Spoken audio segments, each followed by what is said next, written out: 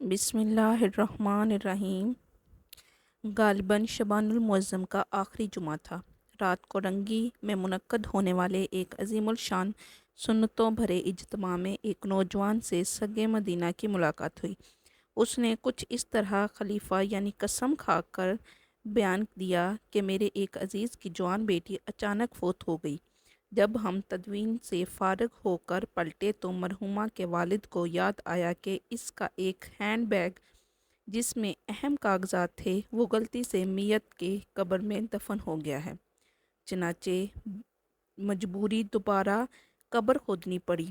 جو ہی قبر سے سل ہٹائی، خوف کے مارے ہماری چیخیں نکل گئی، کیونکہ جس جوان لڑکی کی کفن پوش لاش کو ابھی ہم نے زمین پر لٹایا تھا وہ کفن پھاڑ کر اٹھ بیٹھی تھی، اور وہ بھی کمان کی طرح ٹیڑھی۔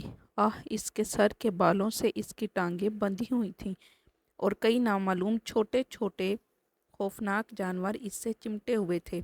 یہ دہشتناک منظر دیکھ کر خوف کے مارے ہماری گھگھی بند ہو گئی اور ہینڈ بیگ نکالے بغیر جوں کی توں مٹی پھینک کر ہم بھاگ کھڑے ہوئے۔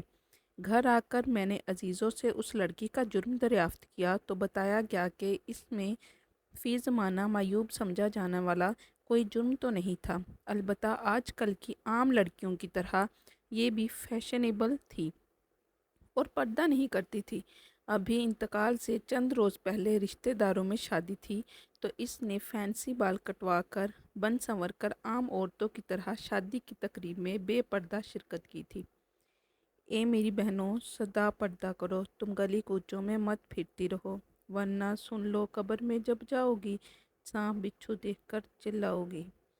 کیا اس بدنصیب فیشن پرست لڑکی کی داستان سن کر ہماری وہ اسلامی بہنیں درس سے عبرت حاصل نہیں کریں گی جو شیطان کے اکسانے پر اس طرح کے ہیلے بہانے کرتی ہیں کہ میری تو مجبوری ہے، میرے گھر میں کوئی پردہ نہیں کرتا، خاندان کے رواج کو بھی دیکھنا پڑتا ہے، ہمارا سارا خاندان پڑھا لکھا ہے، سادہ اور با پردہ لڑکی کے لیے ہمارے یہاں کوئی رشتہ بھی نہیں بھیجتا، وغیرہ وغیرہ۔